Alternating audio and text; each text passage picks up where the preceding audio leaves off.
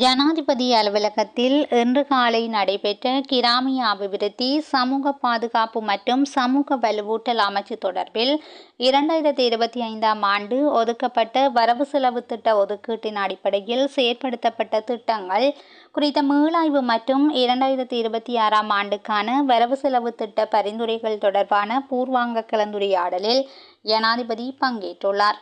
கிராமிய மக்களின் வாழ்க்கை தரத்தை மேம்படுத்துவதற்காக ஒவ்வொரு குழுவுக்கும் ஒதுக்கப்பட்ட நிதியை முறையாக பயன்படுத்தி அவர்கள் தேசிய பொருளாதாரத்திற்கு நேரடியாக பங்களிக்கும் திட்டங்களை முறையாக செயல்படுத்துமாறும், அதன் மூலம் கிராமங்களுக்கு பணம் சீராக செல்வதோடு கிராமப்புற பொருளாதாரம் வேகமாக வளர முடியும் என்றும் சுட்டிக்காட்டிய ஜனாதிபதி அதில் அரசு அதிகாரிகளுக்குள்ள பொறுப்பையும் நினைவு கூர்ந்துள்ளார்.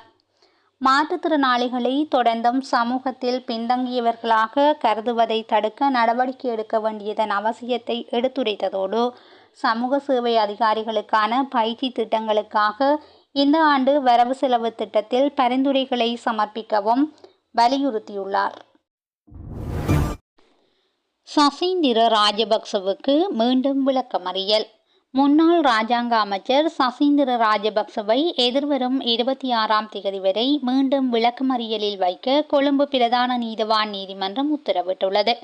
முன்னாள் இராஜாங்க அமைச்சர் சசீந்திர ராஜபக்ச கடந்த 6ஆம் திகதி நுகேகொடையில் உள்ள அவரது இல்லத்தில் வைத்து கையூட்டல் ஒழிப்பு ஆணைக்குழுவால் கைது செய்யப்பட்டார். 2022ஆம் ஆண்டு போராட்டங்களின் போது சேதமடைந்த செவனகலையில் உள்ள மகாவலி அதிகார சபையின் காணியில் சட்டவிரோதமாக கட்டப்பட்ட கட்டடத்திற்கு இழப்பீடு பெற அவர் முயன்ற போது அந்த கோரிக்கை நிராகரிக்கப்பட்டது.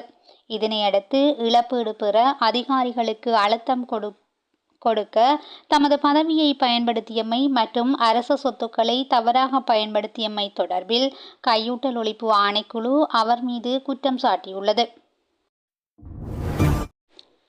பிடியாணை நீக்கும் ராஜிதவின் மனு கோரிக்கை நிராகரிப்பு. தம்மை கைது செய்யுமாறு பிறப்பிக்கப்பட்டுள்ள பிடியாணையை தற்காலிகமாக நிறுத்தி வைக்குமாறு கோரி முன்னாள் அமைச்சர் ராஜித சேனரட்ன தாக்கல் செய்த மனுவை கொழும்பு நீதவான் நீதிமன்றம் நிராகரித்துள்ளது. லஞ்ச ஒழிப்பு ஆணைக்குழுவினால் நடத்தப்படும் விசாரணை தொடர்பாக தலைமறைவாகியுள்ள முன்னாள் அமைச்சர் ராஜித சேனரட்னவை கைது செய்யுமாறு பிடியாணை பிறப்பிக்கப்பட்டுள்ளது. முன்னாள் பிரதி பணிப்பாளர் கேமந்த ரணசிங்க மீண்டும் விளக்கமறியலில். சிறைச்சாலை மருத்துவமனையின் முன்னாள் பிரதி பணிப்பாளர் கேமந்த ரணசிங்கவை ஆகஸ்ட் 26ஆம் தேதி வரை மேலும் விளக்கமறியலில் வைக்க கொழும்பு நீதவான் நீதிமன்றம் உத்தரவிட்டுள்ளது. கைதி ஒருவரை தொடர்ந்தும் சிறைச்சாலை மருத்துவமனையில் தங்க வைப்பதற்கு கையூட்டல் பெற்றமைக்காக கையூட்டல் மற்றும் ஊழல் ஒழிப்பு ஆணைக்குழுவால் அவர் கைது செய்யப்பட்டுள்ளார். பேலியகொட துப்பாக்கிச் சூட்டில் காயமடைந்தவர்களில் ஒருவர் உயிரிழப்பு. பேலியகொட ஞானரட்ன மாவட்டத்தில் இன்று காலை இடம்பெற்ற துப்பாக்கிச் சூட்டு சம்பவத்தில் காயமடைந்தவர்களில் ஒருவர் உயிரிழந்துள்ளார். உந்துருளியில் பயணித்துக் கொண்டிருந்த போது துப்பாக்கிச் சூட்டுக்கு இலக்கான 45 வயதுடைய ஒருவரே கொழும்பு தேசிய மருத்துவமனையில் சிகிச்சை பெற்று வந்த நிலையில் உயிரிழந்துள்ளதாக மருத்துவமனை தகவல்கள் தெரிவிக்கின்றன. உயிரிழந்தவர் கொழும்பு 15ஐ சேர்ந்த பேலியகொட மீன் சந்தையில் பணிபுரிந்து வந்த ஒருவர் என தெரிய வந்துள்ளது. அதே நேரம் இந்த சம்பவத்தில் குறித்த உந்துருளிக்கு அருகில் பயணித்த பாதசாரி ஒருவரும் துப்பாக்கிச் சூட்டில் காயமடைந்துள்ளதாக காவல்துறை தெரிவித்துள்ளது. கொழும்பு 15ஐ சேர்ந்தவர் என அடையாளம் காணப்பட்டுள்ள குறித்த நபர் கொழும்பு தேசிய மருத்துவமனையில் அனுமதிக்கப்பட்டுள்ள நிலையில் சிகிச்சை பெற்று வருவதாக காவல்துறை தெரிவித்துள்ளது. துப்பாக்கிச் சூட்டை நடத்துவதற்கு T56 ரக துப்பாக்கி பயன்படுத்தப்பட்டதாக விசாரணைகளில் தெரிய வந்துள்ளது. சந்தேக நபர்கள் எப்படி குற்றம் நடந்த இடத்துக்கு வந்து வெளியேறினர் என்பது இன்னும் கண்டறியப்படவில்லை. சம்பவம் குறித்து பேலியகொட காவல்துறையினர் விசாரணைகளை நடத்தி வருகின்றனர்.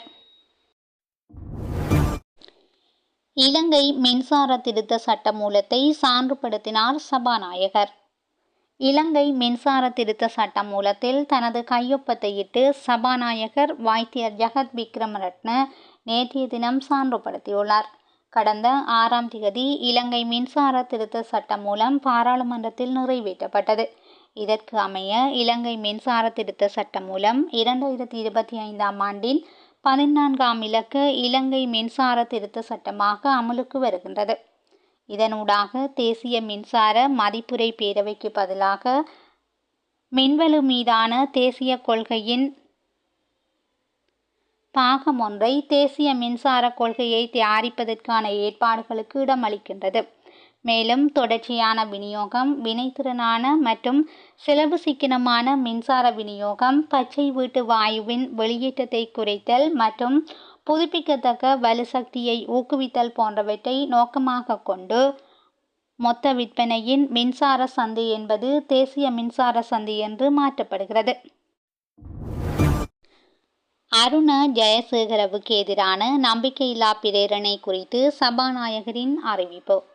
பிரதி பாதுகாப்பு அமைச்சர் மேயர் ஜெனரல் அருண ஜெயசேகரவுக்கு எதிரான நம்பிக்கையில்லா பிரேரணை 31 எதிர்க்கட்சி உறுப்பினர்கள் கையொப்பமிட்டுள்ளனர். குறித்த பிரேரணையை ஆய்வு செய்து அதன் அடிப்படையில் எடுக்கப்படும் நடவடிக்கைகள் குறித்து உரிய நேரத்தில் தெரிவிக்கப்படும் என சபாநாயகர் தெரிவித்துள்ளார். இன்று காலை ஆரம்பமான நாடாளுமன்ற அமர்வின் போதே சபாநாயகர் இதனை தெரிவித்துள்ளார். 36 புதிய கட்சிகளின் விண்ணப்பங்கள் நிராகரிப்பு. 2025ஆம் ஆண்டுக்கான பதிவுக்கு விண்ணப்பித்த 83 புதிய அரசியல் கட்சிகளில் 36 கட்சிகள் நிராகரிக்கப்பட்டதாக தேர்தல்கள் ஆணையாளர் நாயகம் சமன் ஸ்ரீ ரட்நாயக்க தெரிவித்துள்ளார். பதிவுக்கு விண்ணப்பித்த குறித்த அரசியல் கட்சிகள் ஆரம்ப பரிசீலனையின் போது அடிப்படை தகமைகளை பூர்த்தி செய்ய தவறியிருந்ததாகவும் அவர் சுட்டிக்காட்டினார்.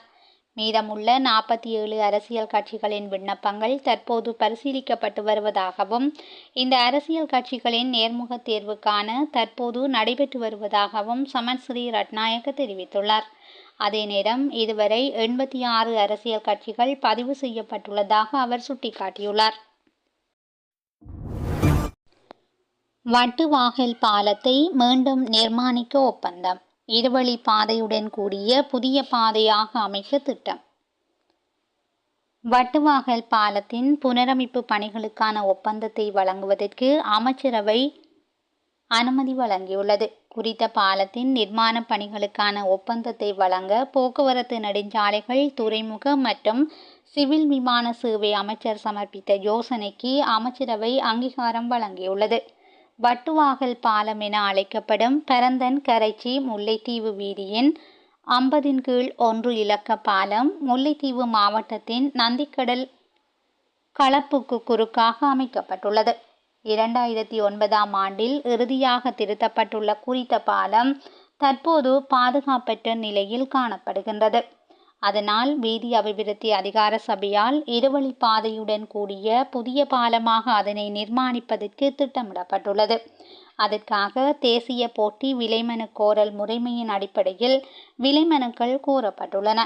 கிடைக்கப்பெற்ற விலைமனுக்களை மதிப்பீடு செய்த பின்னர் உயர்மட்ட நிரந்தர பெறுகை குழுவால் சமர்ப்பிக்கப்பட்டுள்ள விதந்துரைகளுக்கு அமைய கணிசமான பதிலளிப்புகளுடன் கூடிய குறைந்தபட்ச விலைமனுதாரரான MSPR கன்ஸ்ட்ரக்ஷன் பிரைவேட் லிமிடெட்டுக்கு இந்த நிர்மாண பணிகளை வழங்க தீர்மானிக்கப்பட்டுள்ளது. விவசாயிகளுக்கு உரமானியம் டிஜிட்டல் முறைமையில்.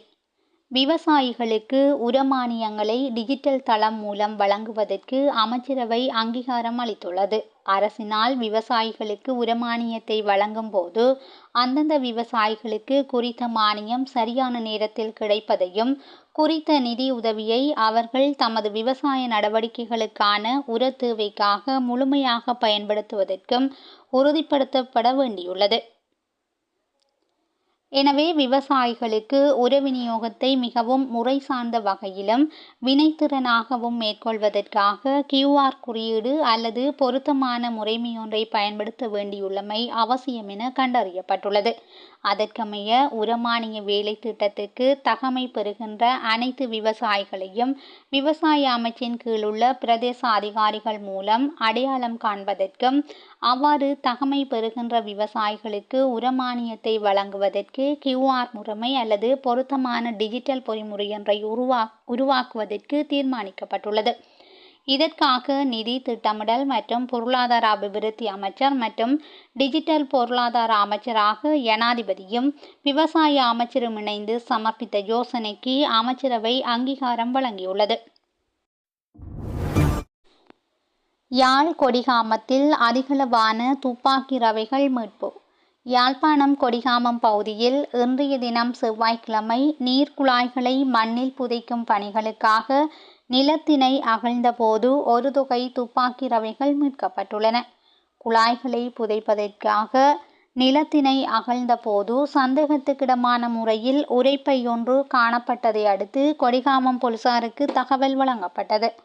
தகவலை அடுத்து சம்பவ இடத்துக்கு விரைந்த போலீசார் குறித்த உரைப்பையை மீட்டு சோதனையிட்ட போது அவற்றுள் வெடிக்காத நிலையில் துப்பாக்கி ரவை கோர்வைகள் காணப்பட்டுள்ளன. அதனை அடுத்து அவற்றை மீட்டு கொடிகாமம் போலீஸ் நிலையம் எடுத்து சென்ற போலீசார் அவற்றுள் 1393 துப்பாக்கி ரவைகள் காணப்பட்டதாகவும் அவற்றினை நீதிமன்றில் பாரப்படுத்தி நீதிமன்ற உத்தரவில் அடுத்த கட்ட நடவடிக்கை எடுக்க உள்ளதாக தெரிவித்தனர். இலங்கை வந்த 15 வயதான ஆஸ்திரேலிய இளம் விஞ்ஞானி உலகை சுற்றி வரும் வரலாற்று முயற்சி. உலகை சுற்றி வந்த இளைய துணை விஞ்ஞானியாக மாறுவதற்கான வரலாற்று முயற்சியில் இறங்கியுள்ள 15 வயதான பிரிஸ்பேனை சேர்ந்த பைரல் வொல்லர் இலங்கை வந்துள்ளார். நேற்று முன்தினம் கொழும்பு ரத்மனால விமான நிலையத்தை வந்தடைந்த அவரை விமான நிலைய அதிகாரிகள் வரவேற்றனர். இந்திய பெருங்கடலில் 11 மணி நேர விமான பயணத்துக்கு பின்னர் நேற்று முன்தினம் பைரன் லாவ்லர் விமான நிலையத்தை வந்தடைந்ததாக தெரிவிக்கப்பட்டுள்ளது. பைரன் 45,000 கிலோமீட்டர்கள் 7 கண்டங்களிலும் 30 நாடுகளை சுற்றி சுமார் 2 மாதங்கள் எடுக்கும் பயணத்தை மேற்கொள்வதாக தெரிய வருகிறது. செய்திகளை உடனுக்குடன் தெரிந்து கொள்ள SL தமிழ் வலையொலி பக்கத்துடன் இணைந்திருங்கள். நன்றி, வணக்கம்.